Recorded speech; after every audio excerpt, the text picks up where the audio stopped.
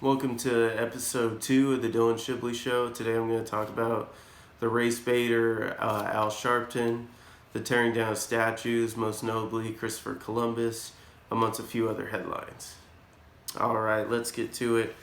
First I wanted to talk about Al Sharpton, who is the ultimate race baiter. He's just a terrible human being. For some reason, he gave I don't know if it was the eulogy or a eulogy at the George Floyd funeral last week.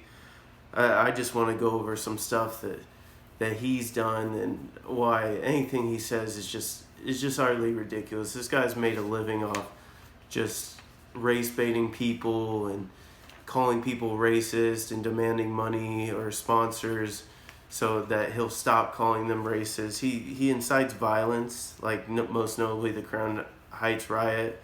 He incited an arson at Freddy's Fashion Mart. He made up a rape case with Tiana Bradley. Said the worst things imaginable about Jews and white people. Made his career threatening companies, like saying, if you refuse to donate to my group, then I'm just going to call you racist. Which is just a threat. Most memorably to Macy's, where he accused them of profiling black shoppers, but if you give us money, we'll quiet down. And I'm just going to read some of his quotes. White folks was in the caves while we blacks was building empires. We built pyramids before Donald Trump ever knew what architecture was. We taught philosophy, astrology, and mathematics before Socrates and those Greek homos ever got around to it. If the Jews want to get it on, tell them to pin their yarmulkes back and come over to my house. He's called Jews diamond merchants. I mean, no one's made a bigger career off calling America racist while not accomplishing anything. While he has accomplished making people feel victimized, when in reality the American system is incredibly free. And he does this all the time, that the man, the country, the man is keeping you down all the time, when in reality, if you want to succeed in America, just work hard. Nobody's sitting there saying they want to stop you. No one's out there today like, I'm gonna stop you today. And can please someone point out to the policy or legislation that's keeping people down? I mean, everything is so vague. There's nothing in particular that anyone says. It's just blah blah blah. Defund the police. America's racist. America's systemically racist. I mean, this goes back with BLM that I was talking on the first episode. It's just utterly ridiculous to hear anything that guy says. I also wanted to talk about all the statues are coming down like all across the country. And it started with like Confederate leaders that were, or Confederate generals that have their names named after certain, like Fort Benning and stuff like that, certain military bases. And then it moved on to statues, and they just tore down the Christopher Columbus statue. And I just wanted to get into that a little bit, just my opinion on whether he should have a statue or not. So the statue of Columbus was torn down in Richmond last week by a mindless mob. Set the statue on fire, then threw it in a lake. They were allowed to destroy property, commit crime. No attempt to enforce the law was made. And yet the media, I mean, they cover it, but there's nothing, they don't bring that up at all. If you're not speaking out about this kind of thing right now, then I don't know what to say about you. They are literally just trying to destroy America. They're trying to rewrite the history in their own agenda just because they don't like it. This rampaging mob tearing down our history, brick by brick, statue by statue. However you feel about the statue, you should oppose just these uncontributing brats tearing it down. With that said, Christopher Columbus deserves to have a statue, and I'll tell you why. Yes, he committed acts of violence. It was a cruel time across the world. It was a racially enlightened time. Everybody in the year 1492 would be racist by our standards today, obviously. It is impossible that anyone on the planet in 1492 had 21st century Western ideas about race. It was a time when slavery was commonplace across the world. Not everybody supported it, thankfully. Land was taken by force. If you had land, you would have to protect it. Columbus was guilty of all that and more, obviously. But if you were born in the 15th century, no matter what you say, you would have been a big bigot also. These people tearing down statues who have nothing to contribute to society, sure they would have been the exception and had the mindset 500 years ahead of its time, I'm sure. I'm not excusing evil, but I'm putting it in context, and context is important. At least context is important for people that are thinking people. These people destroying statues, monuments, buildings, cities, and essentially lives don't understand context because they're not thinking people. They enjoy all the luxuries that America has to offer while not appreciating what great men and women did so that they could experience their very privileged life. And that's not white privilege, that's not any type of privilege in a specific race or gender, that's just we as Americans get to have every single day. We get to be free every single day.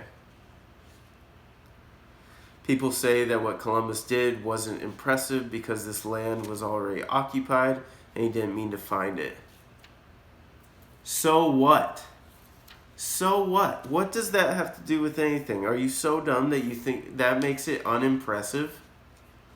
He set out to find a part of the world that no one knew about. He set up a permanent settlement in a hostile environment and repeated it 3 more times. Didn't have GPS, phone, or even a map, because guys like Columbus created the map. What he achieved is a greater achievement than anything you will do in your life or I will do. What he accomplished is worthy of a statue, but the non-contributing dumb brats tore it down. And they're doing this everywhere. And there's hardly any resistance. So if you're not talking about this, I don't know what to say about you. And then this headline I wanted to read too. This activist who supports statue removals reveals live on air she doesn't know who Winston Churchill is. And this is by Amanda Prestigiamo on the Daily Wire. Left-wing activist and chair of the Lambeth Independent Police Advisory Board, Lorraine Jones, revealed live on air Saturday that she doesn't know who late Prime Minister Winston Churchill is in an embarrassing exchange with Kathy Newman, telling the host, "I haven't personally met him." Churchill led Britain during World War II in its battle against the Nazis and has been dead since 1965.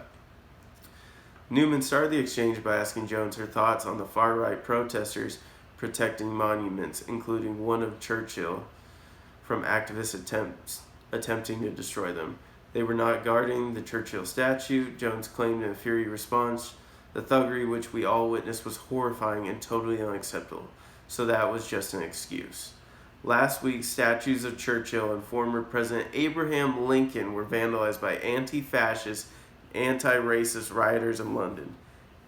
Abraham Lincoln and Winston Churchill by anti-racist rioters? What? I think that what needs to happen, Jones continued, which I know has already started, we need to look at the people that are being placed on a high pedestal in this society, reasons why they are, and honestly and rightfully decide if they are supposed to be removed.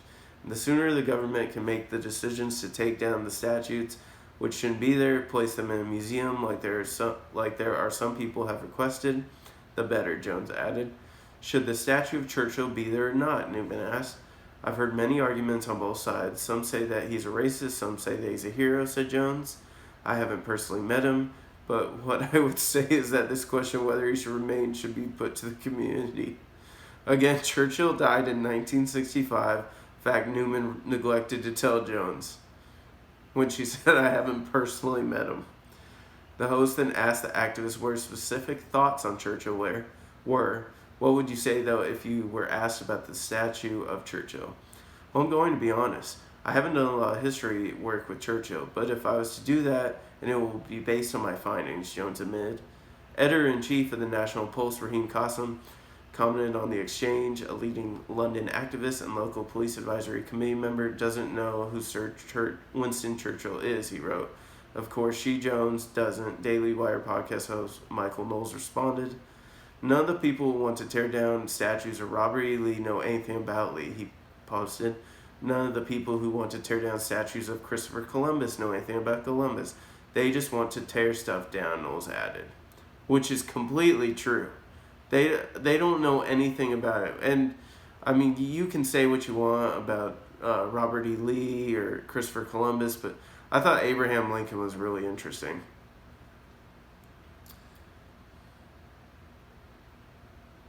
Anyways, I just wanted to get into some stuff right there. Let me know what you think about what I said.